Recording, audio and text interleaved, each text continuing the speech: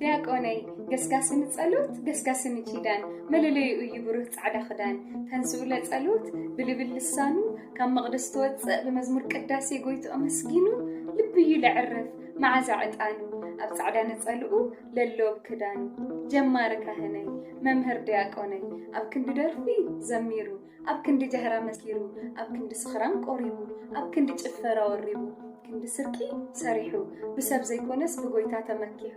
ዓለምን ንብረታን ንዕቁ ለሓድጋ ካብ ጎይታ ለግንና ክህነቱ ዋጋ ኣይሰርቕ ኣይሕሱ ኣይሰክር ኣየሕስራ ነፍሱ በረከት ይሕዞ መሊኡ ፈሲሱ ለይሐሚ ለይጻረፍ እዱብ ይልሳኑ ጥዑም አንደበቱ ንክብሪ ክህነት ሕሪ ከም ምዃኑ ሚስጥር ሃይማኖት ተጽኒዑ ልሓዘ ልባም መስተውዓሊ እሙን መገልገሊ ብሓሜት ነቐፋ ወትሩ ለይዋዘ ንስዩ ዲያቆን ለገልግል ኣምላኹ ንዓለም ለይወድቕ ብጊዜ ጉብዝና ወንጌሉ ሰቢኹ